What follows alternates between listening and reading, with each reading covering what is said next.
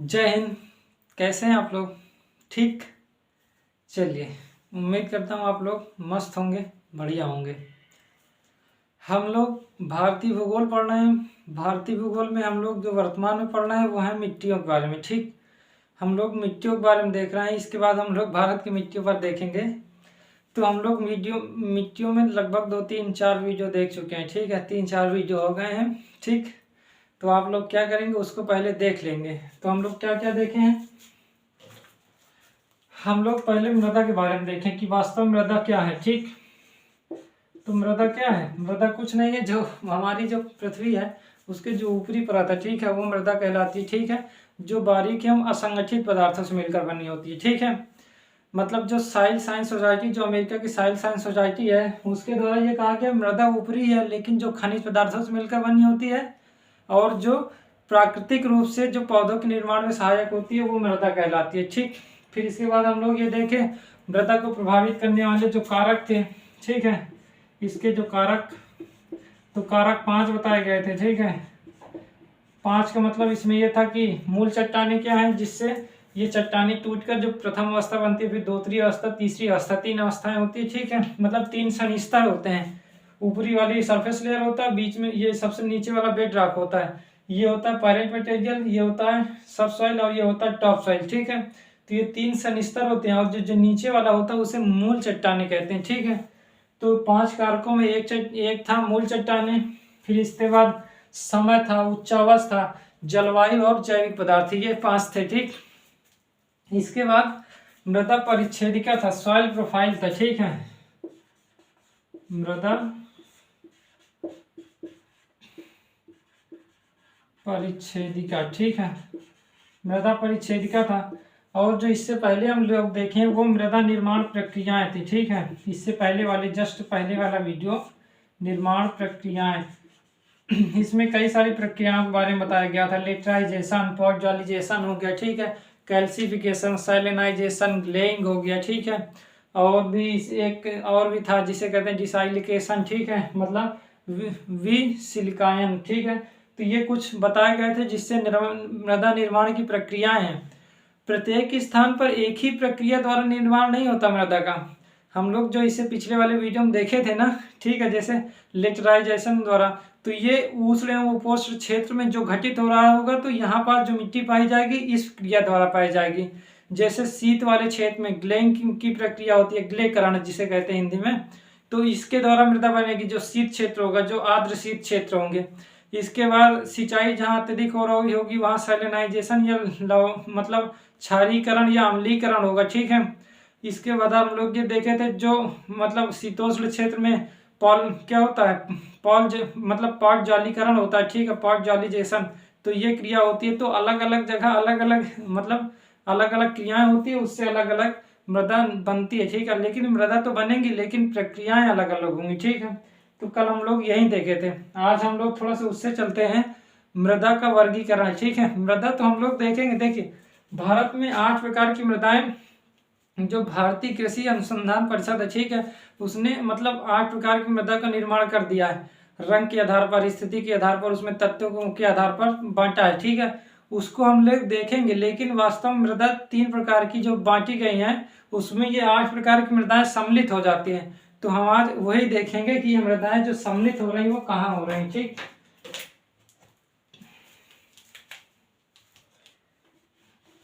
ठीक है, तो आप लोग क्या करेंगे, इससे पहले वाला वीडियो देखेंगे। हाँ, देखना जरूर है। ठीक है, चलिए हम लोग थोड़ा देखते हैं क्या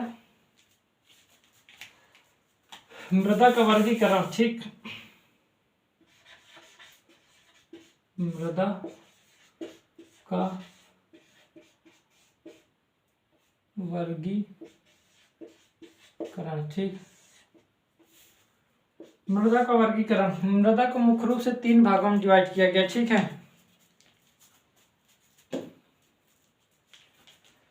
ठीक, तो मृदा को 3 भागों में डिवाइड किया गया। 3 भागों में ये कहा गया कि एक होता है कि जो मृदा क्षेत्रीय होंगी वो मृदा कहलाएंगी, एक अंतः क्षेत्रीय मृदा होती है और एक अक्षेत्रीय मृदा। मतलब ये अलग अलग प्रक्रिया, इनके गुण अलग अलग हैं। ठीक है, तो उसी अनुसार इनको डिवाइड कर दिया गया है। अमेरिका में, ठीक है, एक व्यक्ति हुए, एक अमेरिका में 1938 की बात है, अमेरिका में CF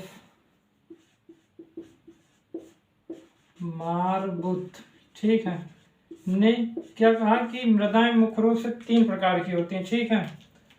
यूँ कहा कि 3 प्रकार की मृदाएं हैं, मतलब विश्व की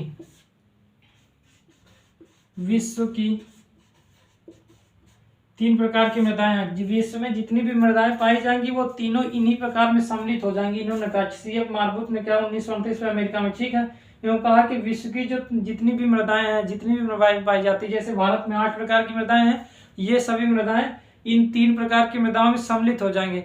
तो विश्व में कहीं भी कोई मृदा पाई जाएगी वो इन तीनों प्रकार में सम्मिलित हो जाएंगी, ठीक है। तो उन्होंने क्या कहा, देखिए इसमें ये कहा गया पहले में, ठीक, इन्होंने कहा कि क्षेत्रीय मृदा, क्या क्षेत्रीय मृदा को मंडलीय मृदा भी कहते हैं, ठीक है, क्षेत्रीय कहें या मंडलीय मृदा, जिसे कहते हैं जोनल सॉइल कहते हैं, ठीक है, इसे इंग्लिश जोनल सॉइल, ठीक है। दूसरी मृदा इन्होंने कहा कि अंतः क्षेत्रीय, ठीक, अंतः क्षेत्रीय, तो इसका मतलब अंतः मंडलीय भी हो जाएगी, ठीक है, अंतः मंडलीय, जिसे कहते हैं इंट्राजोनल, ठीक है, इंट्राजोनल सॉइल कहते हैं। और एक मृदा है तीसरी, लिखिए, अंतः हो गया, क्षेत्रीय हो गया, मतलब अंतः क्षेत्रीय तो एक क्षेत्रीय के बाद अक्षेत्रीय, ठीक है, अक्षेत्रीय मृदा, ठीक। अब इसे अक्षेत्रीय मृदा को अमंडलीय भी कह सकते हैं, ठीक है, अमंडलीय भी लिख लीजिए, कुछ भी रहे, अमंडलीय मृदा, इसे जो कहते हैं अजोनल, ठीक है, एजोनल, ठीक, एजोनल मृदा, ठीक है। तो ये 3 प्रकार की मृदाएं हैं। इन्होंने क्या कि ये 3 प्रकार की मृदाएं हैं, तो विश्व में जितनी भी मृदाएं पाई जाएंगी वो इन्हीं तीनों में सम्मिलित हो जाएंगे। इसका मतलब क्या हुआ कि इनके कुछ ना कुछ प्रकार भी होंगे, ठीक है, इनमें कुछ मृदाएं सम्मिलित होंगी, ठीक है, इसमें भी कुछ मृदाएं सम्मिलित होंगी, इनमें भी कुछ मृदाएं सम्मिलित होंगी, तभी तो 8 प्रकार की मृदाएं जो भारत में इसमें सम्मिलित हो रही है। इसका मतलब ये हुआ कि जो मृदाएं हैं वो तीनों इनमें सम्मिलित होंगी, तो इनके प्रकार भी होंगे। तो हम लोग एक एक करके इनके प्रकारों के बारे में थोड़ा देख लेते हैं, ठीक है।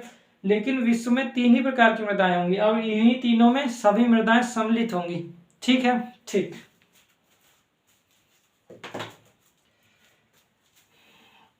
माफ करें, ठीक है, आप लोग लिख लीजिएगा। अब हम लोग एक एक करके देखते हैं। सबसे पहले हम क्षेत्रीय मृदा के बारे में देखेंगे, ठीक है।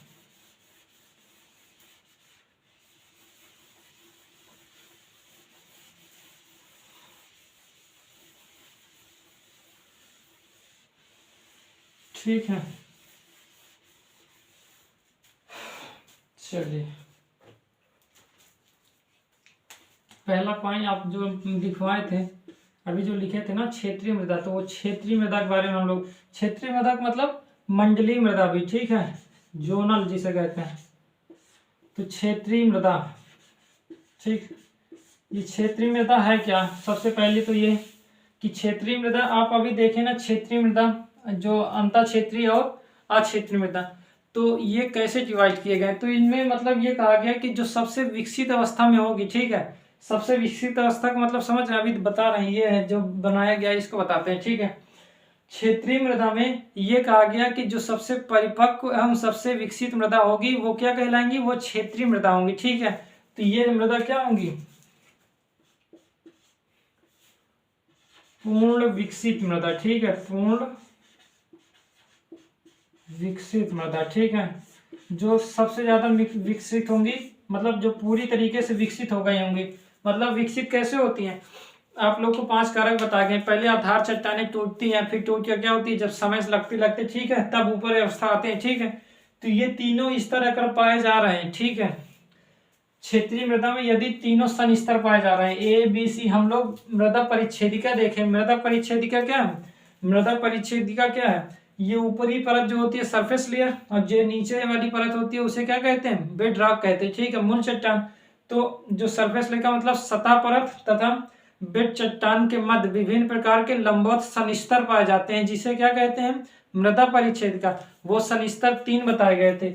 जो सबसे ऊपरी है, जो ऊपर परत होती है उसे क्या कहते हैं, सनिस्तर है। जो फिर इसके मध्य में होता है फिर उसे सनिस्तर बी, फिर उसके जो सबसे नीचे होता है वो सनिस्तर 3। ये जो सनिस्तर होता है ये मिट्टी बनने की सबसे प्रारंभिक प्रक्रिया है, जिसे क्या कहते हैं, पेरेंट मटेरियल कहते हैं, ठीक है, ठीक। तो विकसित कौन होगा, जिसमें ये तीनों सनिस्तर पाए जाएंगे, ठीक है। विकसित का मतलब तीनों सनिस्तर स्थित, ठीक है, तीनों सनिस्तर, ठीक है, ए बी सी पाए जाते हैं, ठीक है। तो तीनों सनिस्तर जिसमें पाए जाएंगे वो क्या होगा, वो पूर्ण विकसित मृदा होगी, जिसे क्षेत्रीय मृदा कहते हैं, ठीक है, कोई दिक्कत नहीं। देखिए मृदा निर्माण में समय बहुत महत्वपूर्ण है, ठीक है। जैसे जैसे समय होगा वैसे वैसे मृदा क्या हो जाएगी, और जैसे मान लेते हैं ये चट्टान है, समय बीता फिर वो थोड़ा थोड़ा मतलब थोड़े थोड़े टुकड़े में टूट गए, फिर उससे और छोटे छोटे टुकड़े में फिर ऊपर आई और बहुत बारीक कण बन गए, ठीक है। तो ये सबसे विकसित मृदा बन गई, ठीक है। अगर समय नहीं लिया होता तो ये ऐसी अवस्था में होता, जब टूटना शुरू हुआ तब कम समय लिया तो ऐसी अवस्था, फिर ज्यादा समय लिया तो इस अवस्था में, फिर और ज्यादा समय लिया तो इस अवस्था में मिट्टी पहुंच गई, ठीक है। तो इसका मतलब क्या हुआ कि जैसे जैसे समय बीतता वैसे वैसे मृदा क्या होती है, विकसित हो गई। इसका मतलब इस प्रकार की जो मृदा होंगी उनको पर्याप्त समय मिला है विकसित होने का, ठीक है। तो इस प्रकार की मृदा को क्या मिला है, पर्याप्त समय मिला, ठीक है, पर्याप्त समय मिला है विकसित होने का, ठीक है। अगर समय नहीं मिला होता तो क्या ये विकसित हो पाते, नहीं हो पाते। तो ये इस क्षेत्र पर नहीं आ पाते, फिर जो दूसरे क्षेत्र पर है ये तीसरे वाले मतलब अक्षेत्रीय जो मृदा है उसमें सम्मिलित होगी। चूंकि बहुत समय मिल चुका है तो क्या हुई, वहां की वनस्पतियां मिलकर, वहां की जलवायु मिलकर उस मृदा को क्या कहती है, पूर्ण विकसित कर दी है, ठीक है। जलवायु भी महत्वपूर्ण फैक्टर होता है। अगर थोड़े समय में देखना है कि मृदा कैसे परिवर्तित हो रही, ठीक है, साल 2 साल 10 साल में, तो वहां की जलवायु किस प्रकार है और वहां की वनस्पतियां किस प्रकार है, ठीक है। यदि हम इसको देख लेंगे तो वहां की मृदा समझ में आ जाएगी। लेकिन समय के लिए लगभग 100 वर्ष, 200 वर्ष, 500 वर्ष लगते हैं, ठीक है। इसके बाद ये इसी प्रकार मूल चट्टानों के बारे में भी देखेंगे। तो समय, मूल चट्टान, ये सभी पता जो है उच्चावच की स्थितियां, ये सभी हम लोग बताए थे। निष्क्रिय कारक, सक्रिय कारक। सक्रिय कारक वो होते हैं जो लगातार मृदा को परिवर्तित करते रहते हैं, लेकिन निष्क्रिय कारक मतलब ये हो गया कि लंबे समय में परिवर्तित करते हैं या एक बार हो जाने के बाद कम परिवर्तित करते हैं। ये चीज हम लोग बताए थे, ठीक है, जब हम लोग कारक पढ़ रहे थे ये सब बताया गया था, ठीक है। तो आप लोग देखिएगा, ठीक, ठीक है। तो क्षेत्रीय मृदा जो पूर्ण विकसित मृदा होंगी, पर्याप्त समय मिला है विकसित होने का, ठीक है। और इसमें जो सबसे महत्वपूर्ण होते हैं वनस्पति व जलवायु, ये दोनों मिलकर इसको बहुत परिपक्व बना देती है, ठीक है, इस मिट्टी को। मतलब परिपक्व का मतलब ये हो गया कि एकदम विकसित अवस्था में, ठीक है, परिपक्व, ठीक। ये मिट्टी एकदम परिपक्व का मतलब ये हो गया कि अभी वो विकसित अवस्था में नहीं है, पूर्ण विकसित हो चुकी है, इस अवस्था में नहीं है, बी स्तर पर नहीं है, वो सी स्तर पर मतलब ए स्तर पर आ गई। ए बी सी होता है ना, तो ए स्तर पर आ गई। ए स्तर सबसे विकसित अवस्था है मिट्टी की, ठीक है, ठीक। और जो ऊपर होता है वो सरफेस लेयर, वो एकदम बारीक कण होता है, ठीक है, ठीक है। तो ये समझ में आया आपको क्षेत्रीय मृदा क्या है, ठीक है।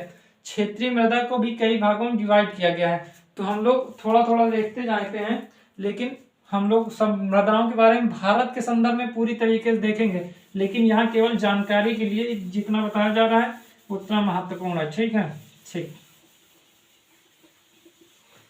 अब क्षेत्रीय मृदा को क्या कहा गया, इसमें कहा गया कि 3 प्रकार की मृदाएं हैं। इसमें क्या कहा गया कि मृदाएं मुख्य रूप से 3 है। इसमें क्या कहा गया, एक है पेडाल्फर,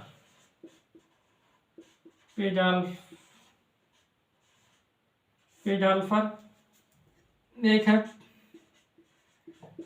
पेडाकल, ठीक है, और एक है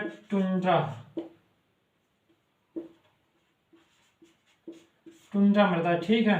तो ये 3 मृदाएं हैं, पेडाल्फर, पेडकाल और टुंड्रा मृदा। ये 3 मृदाएं इस रूप में बांटी गई कि जो मृदाएं, क्षेत्रीय मृदा, वो ये 3 रूप में मृदाएं पाई जाएंगी, ठीक है। अब इनका मतलब हम थोड़ा देख लेते हैं। पेडाल्फर मृदा वे मृदा है जिसमें एल्यूमिनियम और फेरस की मात्रा सबसे ज्यादा होगी।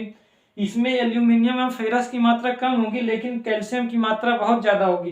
टुंडा में ये सब कमी होगी, ठीक है। यहाँ पर तो ह्यूमस की मात्रा भी बहुत विकसित अवस्था में नहीं पाई जाती, ठीक है। टुंडा मृदा में मतलब क्योंकि बर्फ जमी रहती है, इस कारण वो सड़गल कम पाते हैं। और क्या होता है, यहाँ ह्यूमस की मात्रा कच्ची अवस्था में पाई जाती है। ह्यूमस क्या है, जो सड़े गले पदार्थ होते हैं, जो मतलब मिट्टी में मिलकर उसकी उर्वरता बढ़ाते हैं, वो चीज की बात हो रही है, ठीक है। ह्यूमस के बारे में हम लोग पहले बात कर चुके हैं, ठीक है। तो पेडाल्फर, पेडकाल और टुंडा मृदा, ठीक है।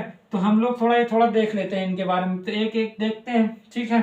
ठीक, तो समझ में आ रहा है ना। आप लोग इसी तरह लिखिएगा, ठीक है। जिस तरह बताया जा रहा है उसी तरह लिखते जाइएगा, ठीक ठीक।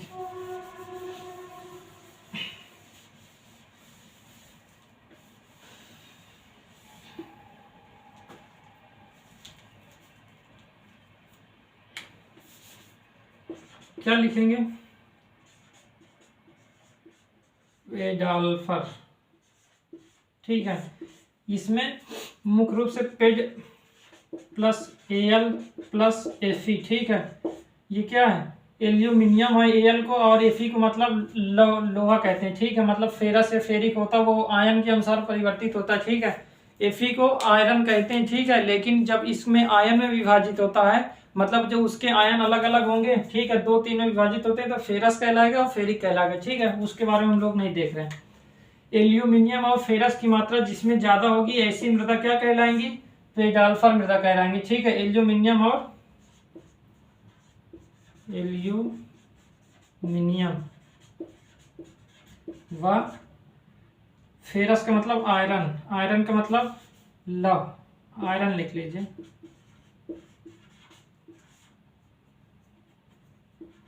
आयरन तत्वों की अधिकता होती है, ठीक है। इस प्रकार की जितनी भी मृदाएं होंगी उसमें एल्यूमिनियम और आयरन तत्वों की अधिकता होगी, ये महत्वपूर्ण है, ठीक है। इससे तो याद ही रखना, ये महत्वपूर्ण है। पेडाल्फर इसी प्रकार बना, ये ठीक है। Paid plus L plus F हो गया, ठीक है। तो मतलब एल्यूमिनियम और फेरस या आयरन की मात्रा जिसमें मतलब जिस मिट्टी में ज्यादा होगी वो कौन सी मृदा होंगी, पेडाल्फर मृदा, पेडाल्फर मृदा होंगी। इसका मतलब क्षेत्रीय मृदा कहलाएंगे, ठीक है। ठीक, तो ये समझ में आया, एल्यूमिनियम और आयरन। एल का मतलब होता है एल्यूमिनियम, एफी का मतलब होता है आयरन, ठीक है। आयन के अनुसार एफी बदलता रहता है, ठीक है, फेरस और फेरिक में, ठीक। अब देखिए पेडाल्फर में जैसे मृदाएं अगर हम देखना चाहें तो इसमें कौन से आएंगी, एक होता है पेडुकल, ठीक है। अब पेडोजॉल लिख लीजिए, जॉल, ठीक है। पेडोजॉल मृदा इसी का है एक। पेडोजॉल मृदा क्या होती है, पेडोजॉल मृदा भी, इसमें तो एल्यूमिनियम और फेरस की मात्रा ज्यादा होंगी, लेकिन ये हम लोग कल देखे ना कि एक पेड़ जालीकरण देखे थे, ठीक है। तो वो जो पेड़ जालीकरण होता था, ठीक है, तो उसी के द्वारा बनता है, ठीक है, उसी प्रक्रिया द्वारा ये बनता है, ठीक है। अब आप ये बताइए, पेड़ जालीकरण जो भी हो, आप बताया गया था कल के वीडियो में, आप देखेंगे तो एक प्रक्रिया है जो मिट्टी के निर्माण में सहायक होती है, ठीक है। वो क्या है, पेट जालीकरण। पेट जालीकरण हमेशा शीतोष्ण क्षेत्र में होता है, शीतोष्ण क्षेत्र में। तो ये पेट जाल मृदा है, इसका मतलब यहाँ क्रिया कौन सी हुई, पेट जालीकरण, ठीक है। जब वो क्रिया हुई इसका मतलब ये मृदा कहाँ पाई जाएंगी, शीतोष्ण क्षेत्र में पाई जाएंगी, ठीक है। क्योंकि पेट जालीकरण जो हम लोग बताए थे, ठीक है, वो क्रिया हमेशा शीतोष्ण क्षेत्र में होती है। तो ये मृदा भी शीतोष्ण क्षेत्र में पाई जाएगी। जैसे भी शीतोष्ण क्षेत्र का मतलब आप देखेंगे कि रूस वाला क्षेत्र हो गया, शीतोष्ण में आया, ठीक। चीन वाला क्षेत्र जो आया, उधर आप स्कैंडिनेविया वाले देश हो गए, जितने भी हो गए, आप कनाडा वाला क्षेत्र देखेंगे तो ये सब मृदा वहां पाई जाती है, ठीक है। कोई दिक्कत तो नहीं, ठीक। हम लोग इसके बारे में बात नहीं करें, लेकिन आप लोग ये देखिए, हम लोग ये केवल देख रहे हैं कि इसमें कौन कौन सी मृदाएं पाई जा रही हैं, ये मृदाएं कहाँ पाई जा रही हैं, इसके बारे में हम लोग अभी नहीं देख रहे हैं, ठीक है। लेकिन अगर शीतोष्ण क्षेत्र में, तो शीतोष्ण क्षेत्र जहां भी होगा वहां कुछ कुछ भागों में पाई जाएगी। अब आप शीतोष्ण क्षेत्र में आ रहा है, देखिए कर्क रेखा के ऊपर वाला भाग आप देखेंगे कि हमेशा शीतोष्ण क्षेत्र है। तो चाइना वाला क्षेत्र, रूस वाला क्षेत्र, स्कैंडिनेविया वाला क्षेत्र, उधर कनाडा वाला क्षेत्र, ये पूरा क्षेत्र क्या हो गया, शीतोष्ण क्षेत्र में आता है। तो वो क्षेत्र हो गया पेट जल में, ठीक है, मृदा पाई जाती है। इसी प्रकार इसी का एक और है भूरी रंग की, ठीक है, धूसर भूरी,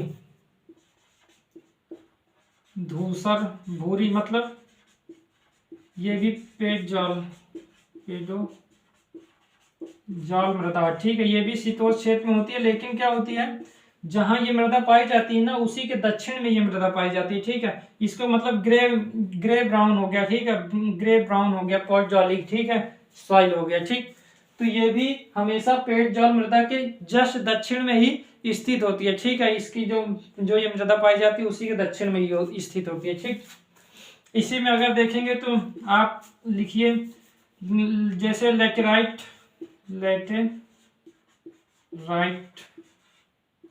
मृदा, ठीक। अब लेटेराइट मृदा क्या होती है, ये आप लेटेराइट मृदा कल बताया गया था कि लेटेराइजेशन द्वारा बनी है, ठीक है। लेटेराइजेशन हमेशा उष्ण एवं उपोष्ण क्षेत्र में घटित होता है। उष्ण एवं उपोष्ण क्षेत्र हमेशा विषुवत रेखा से कर्क रेखा के मध्य की स्थिति होती है, ठीक है, वो क्षेत्र होता है। तो ये कहाँ पाए जाएंगे, जो विषुवत रेखा और कर्क रेखा के मध्य जो स्थिति है, मतलब जो क्षेत्र है वहां पास ये लेटेराइट मृदा पाई जाएगी।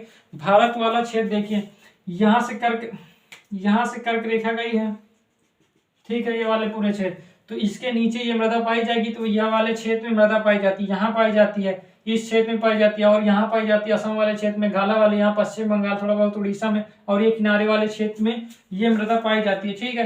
तो इस क्षेत्र में जो भी क्षेत्र होगा, पूरे विश्व की बात कर रहे हैं, अगर विश्व में देखेंगे, विश्व में मान लेते हैं ये विषुवत रेखा है और ये है कर्क रेखा, भारत यहाँ स्थित है, इधर जितने भी क्षेत्र यहाँ स्थित होंगे वहां भी तो पाई जाएगी। इधर अफ्रीका है तो अफ्रीका वाले देश में, इधर ब्राजील है, ठीक है, आप देखेंगे ब्राजील हो गया, यहाँ पास इक्वाडोर, ये सभी यहाँ पास पाए जाएंगे, ठीक है, पेरू हो गया। तो इस क्षेत्र में क्या हो गया, इस क्षेत्र में पाई जाएगी, इधर ब्रोनाई हो गया, ये सभी देश में। तो ये वाली मिट्टी जो पाई जाएगी लेटेराइट मिट्टी, वो इसी वाले क्षेत्र पर पाई जाएगी, ठीक है, ठीक है। ये लेटेराइजेशन द्वारा बनी है। लेटेराइजेशन क्रिया जो होती है वो उष्ण एवं उपोष्ण वाले क्षेत्र में होती है, कल बताया गया था, ठीक है। तो लेटेराइट मिट्टी भी क्षेत्रीय मृदा का पेडाल्फर का ही एक प्रकार है, ठीक है, ठीक। इसी में एक मृदा और लिखना हो तो लिख लीजिए लाल मृदा, ठीक है। लाल मृदा भी पाई जाती है, हम लोग देखेंगे लाल मृदा ये वाले क्षेत्र में पाई जाती है। आयरन ऑक्साइड इसमें ज्यादा होता है, ठीक, इसमें भी होता है आयरन ऑक्साइड, एल्यूमिनियम ऑक्साइड, क्योंकि आयरन एल और एफ तो होगा ही होगा, एल्यूमिनियम और फेरस तो होगा ही, मतलब आयरन तो होगा ही। अब ऑक्साइड के द्वारा जितना ज्यादा क्रिया होगा उसका रंग उसी प्रकार बदलता जाएगा। इसमें ज्यादा क्रिया होती है इसलिए ज्यादा लाल रंग का हो जाता है, इसमें भी क्रिया होती है, ये भी हल्का लाल रंग के होता है, ठीक है, ठीक। तो पेडाल्फर समझ में आया, ठीक है। वो क्षेत्रीय प्रकार है जिसमें एल्यूमिनियम और फेरस की मात्रा ज्यादा होती है। उनके कुछ इसमें है, जैसे पेटाजॉल हो गया, धूसर भूरे, धूसर का मतलब ये ग्रे है, ठीक है, ये ग्रे की बात हो रही है, और ये भूरी का मतलब हो गया ब्राउन, ठीक है, और पेटाजॉलिक और सॉइल हो गया लेटेराइट और लाल मृदा, ठीक, इतना समझ में आया, ठीक। हम लोग भारत में जैसे लेटेराइट मृदा पाई जाती है, लाल मृदा पाई जाती है, तो भारत के संदर्भ में तो इसको देखेंगे, लेकिन अगर हम बताएंगे कि लेटेराइट मृदा जैसे ही कहेंगे तो आप लोग को ये तो याद आ जाएगा ना कि एल्यूमिनियम और फेरस की मात्रा इसमें ज्यादा होती है, ठीक है, और ये क्षेत्रीय मृदा होती है, ठीक है, ठीक। इतना ही याद करना है, और ज्यादा तो इसमें याद भी नहीं करना, ठीक, रफ कर दें, चलिए।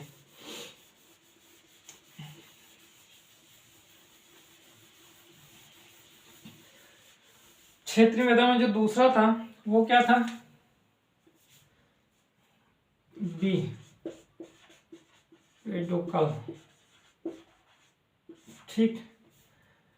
ये पेड प्लस कैल्शियम से मिलकर बना, ठीक है। इसका मतलब ऐसी मृदा जिसमें कैल्शियम पाया जाता है, एल्यूमिनियम और फेरस की मात्रा तो नहीं होती, मतलब होती भी है तो कम होती है अपेक्षाकृत किसके, कैल्शियम। तो जिस मतलब मृदा में कैल्शियम की मात्रा सर्वाधिक होगी वो क्या मृदा होगी, वो पेडोकल होगी, ठीक है, पेडोकल होगी, ठीक है, वो क्षेत्रीय मृदा होगी, ठीक है। इसमें जैसे आपने काली मिट्टी जिसे कहते हैं, ये काली मिट्टी जिसे चेरनोजम कहते हैं, ठीक है, अमेरिका में इसको चेरनोजम के नाम से जानते हैं, चेरनोजम, ठीक है। इसी में भूरी मिट्टी भी आती है, काली मिट्टी के बारे में हम लोग देखेंगे। भारत में ये वाले क्षेत्र पे काली मिट्टी पाई जाती है, तो आप लोग देखेंगे, हम लोग काली मिट्टी के बारे में देखेंगे, आप लोग परेशान मत रहिए, ठीक है। इसमें ये बताया जा रहा है कि ये क्षेत्र है, लेकिन इसमें कैल्शियम की मात्रा सर्वाधिक होगी, ठीक है, ये याद रखना, ठीक। तो काली मिट्टी के बाद भूरी मिट्टी भी आती है, ये पाई जाती है। ये काली मिट्टी बता रहे हैं कहाँ पाई जाती है। ये जो प्रेरी वाला क्षेत्र है ना, घास का मैदान हम लोग देखेंगे, जो प्रेरी घास का मैदान है उस वाले क्षेत्र पर ये अत्यधिक पाई जाती है। भारत में इस वाले क्षेत्र पर अत्यधिक पाई जाती है, ठीक है। और अफ्रीका के वाले क्षेत्र पर भी ये पाई जाती है। तो हम लोग देखेंगे वहीं पास, जब भारत के संदर्भ में देखेंगे तो देखेंगे। तो भूरी मिट्टी भी इसी में है, ठीक है, ब्राउन सॉइल, ठीक, इसी में है। जो आप कह सकते हैं कि मरुस्थलीय मिट्टी भी आती है, ठीक है, धूसर मरुस्थलीय मिट्टी, ठीक, धूसर मरुस्थलीय मिट्टी, ठीक है, मरुस्थलीय मिट्टी जो भी होंगी वो भी ये पेडोकल है, इसमें कैल्शियम की मात्रा होगी, ठीक है, ठीक। इसी प्रकार आप प्रेयरी मृदा, ठीक है, भूरी मिट्टी में चेस्टनट मृदा भी आती है, ठीक है, चेस्टनट मृदा। तो चेस्टनट मृदा और भूरी मिट्टी, ठीक है।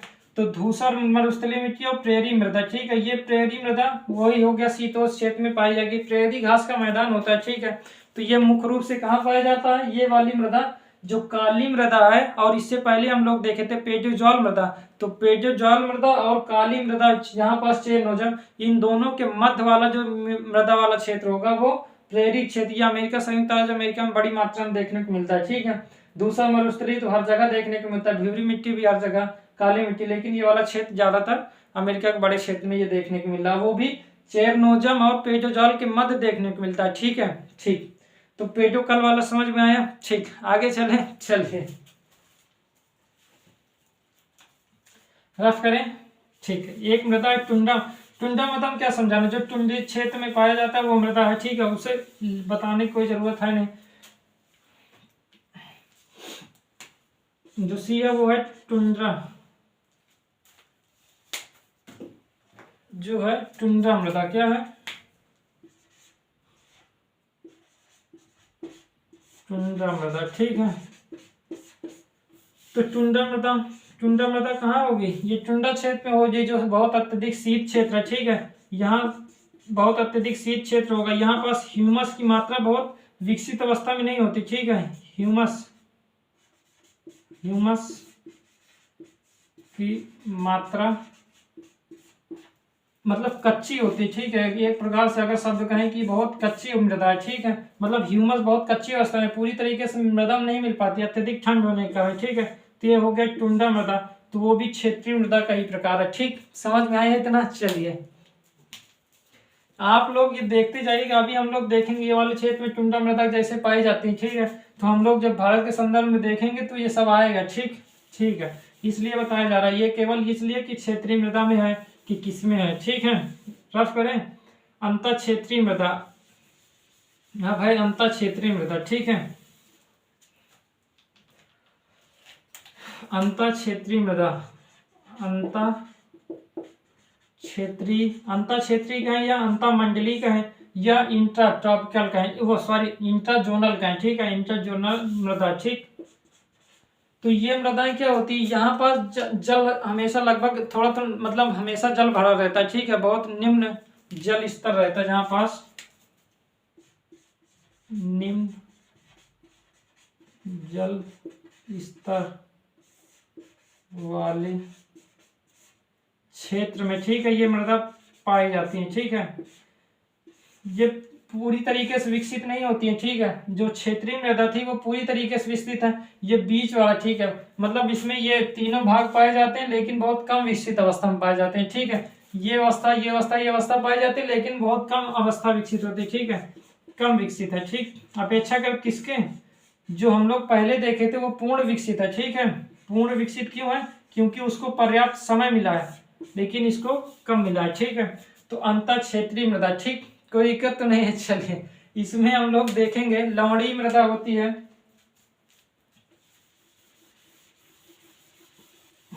इसको अगर हम देखना चाहें, हम लोग भारत में देखेंगे जो क्षारीय और अम्लीय क्षेत्र है वहाँ लवणीय मृदा पाई जाती है, ठीक है। तो वो इसी भाग है, इसी का भाग है, ठीक। तो इसमें अगर हम पहला देखें 3 भाग है, जैसे हम लोग लवणीय मृदा इसी में आता है, ठीक है। लवणीय मृदा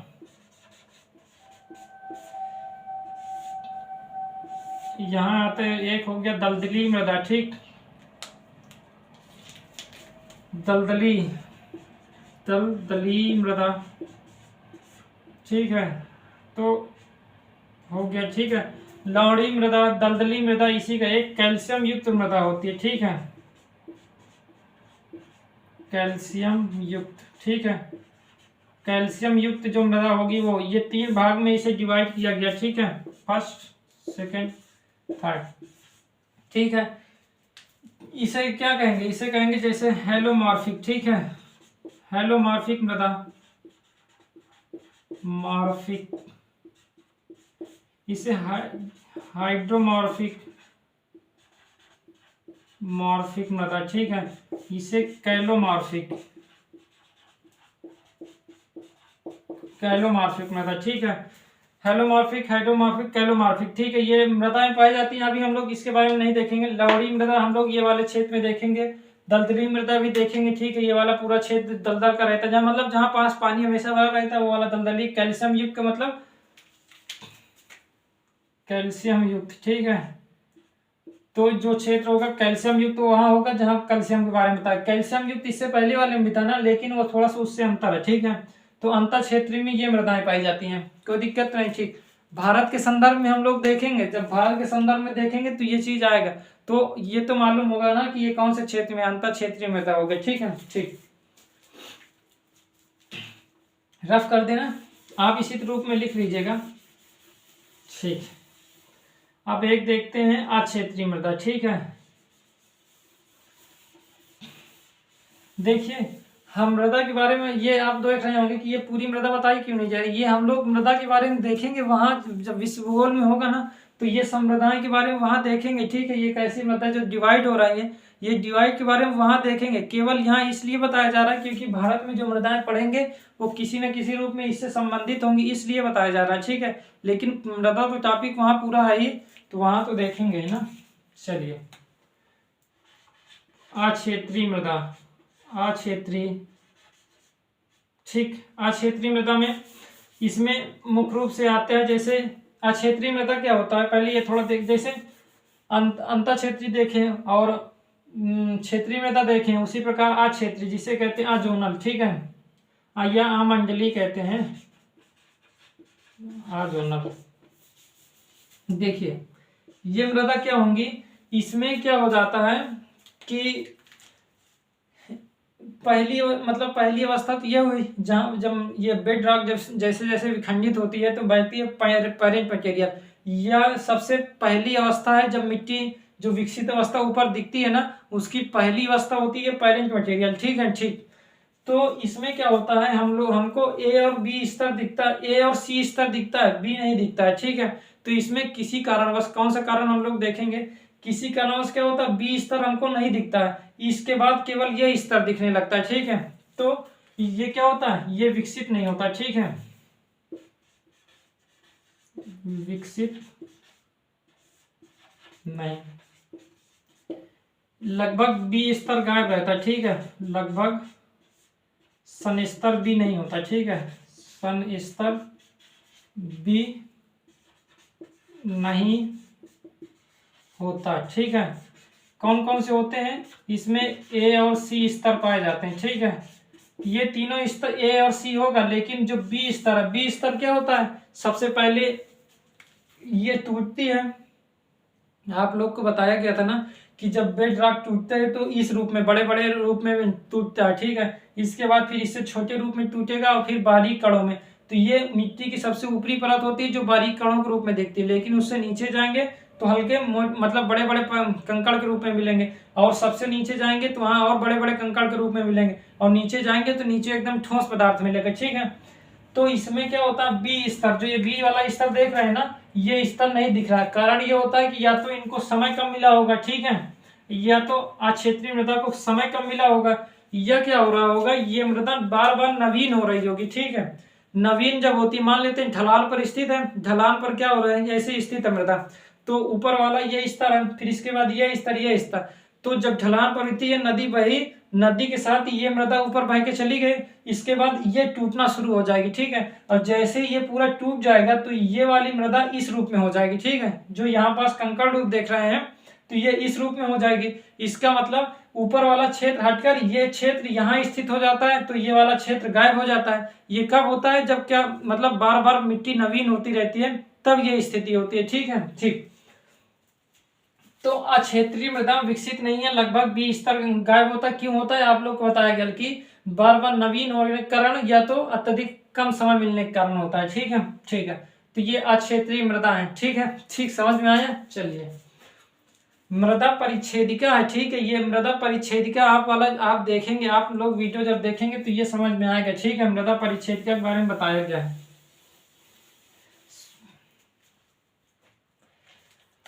अब इसमें अगर देखें कि क्षेत्रीय मृदा में अगर कहें तो इसमें जैसे जलोढ़ मिट्टी, ठीक है, वो आप लोग जलोढ़ मिट्टी के बारे में देखे होंगे। भारत में तो अलग तरीके से बनी है, यहाँ से नदियां बनी हैं, यहाँ से नदियां बनी हैं, वो आकर इस पूरे क्षेत्र में जलोढ़ मिट्टी, यहाँ ये वाले क्षेत्र में, ये वाला पूरा क्षेत्र ये जलोढ़ मिट्टी का है। ठीक है, ये वाला क्षेत्र थोड़ा बहुत यहाँ भी है। ठीक, तो जलोढ़ मिट्टी, इसी में आता है पर्वतीय मिट्टी।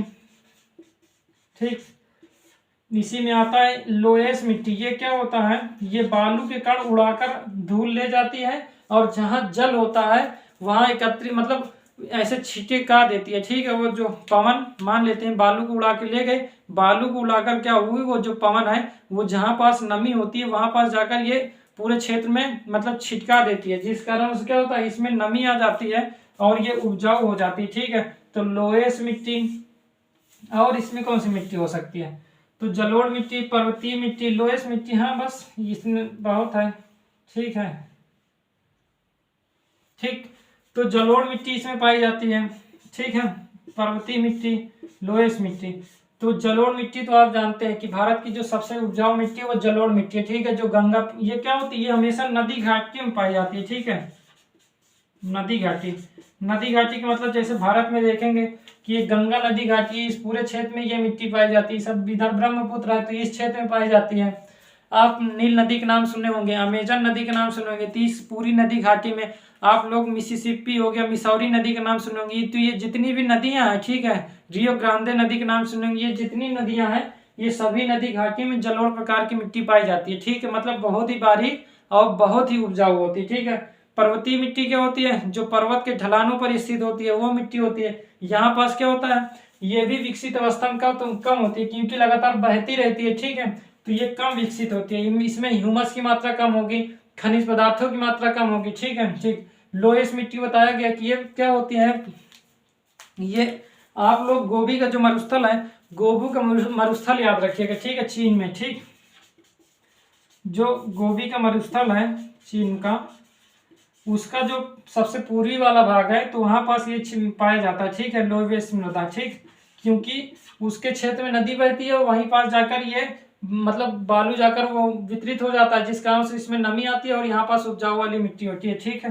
तो गोभी के मरुस्थल के पूर्वी वाले भाग में। ठीक, इसी प्रकार पर्वतीय है, जलोढ़ है, तो वो क्या है, अक्षेत्रीय मृदा। इनमें मुख्य रूप से कौन सी नहीं होती, इसमें मुख्य रूप से सी वाली मृदा नहीं होती। ठीक है, मुख्य रूप से सी नहीं होता, शीर्षन स्तर नहीं होता। ठीक है, ऊपर वाली मृदा सबसे ज्यादा। देखिए यहाँ पास जो मृदा पाई जाती है हमारी जलोढ़ मिट्टी, इधर की नदियां बह रही थी बहुत प्राचीन काल में, और फिर हिमालय से नदियां बह रही थी, तो इस पूरे क्षेत्र में क्या हुई, टूट टूट कर मृदा आई और बहुत ज्यादा मतलब एकदम बारीक कण में हो गई। ठीक है, और नमी लगातार मिलती रही, जिस कारण से अत्यधिक उपजाऊ हो गया, और यहाँ खनिज पदार्थों की मात्रा भी ज्यादा है, पेड़ पौधे सड़े गले पदार्थ जो इसे ह्यूमस कहते हैं वो भी ज्यादा है, इसलिए इसकी मात्रा उपजाऊ मतलब उपजाऊ इसकी उपजाऊपन जो है वो बढ़ गया। ठीक है, मतलब ये जो मिट्टी है सबसे ज्यादा उपजाऊ होती है। ठीक है, इसमें भी खादर एवं बांगर हम लोग देखेंगे मिट्टी वाले में, अब तो शुरू ही कर रहे हैं ना, इसके बाद हमारा वही टॉपिक होगा कि भारत में मिट्टियां, तो जलीय मिट्टी को हम लोग बांटे हैं खादर बांगर में, उसको देखेंगे। ठीक, तो अक्षेत्रीय मृदा समझ में भी आ गई,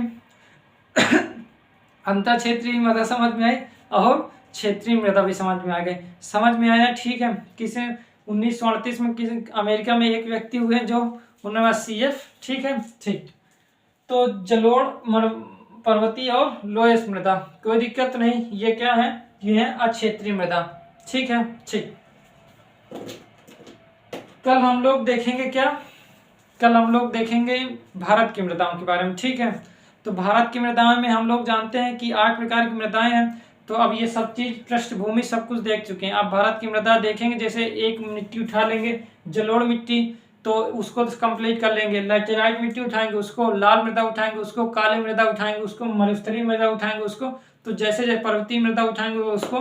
तो अब समझ में आ रहा है ना, जैसे ही हम लाल मृदा कहेंगे तो किस में आएगा, वो क्षेत्रीय मृदा में आ जाएगा, ठीक है। क्षेत्रीय मृदा में भी पेडाल्फर में आएगा, ठीक। इतना आप समझिएगा, क्योंकि इसीलिए बताया गया पेडाल्फर का मतलब उनमें एल्यूमिनियम और फेरस की मात्रा या आयरन की मात्रा ज्यादा होगी, ठीक है। ठीक, तो इसीलिए बताया गया, नहीं तो इसका कोई महत्व नहीं है, ठीक है। इसको बताया इसलिए गया क्योंकि जब भारत के संदर्भ में देखेंगे तो अत्यधिक समझ के लिए इसको बताया गया, ठीक। ठीक है, कैसा लगा आप लोग बताएंगे, हम लोग कल मिले हैं, चलिए बताइएगा जरूर, ठीक है। ओके।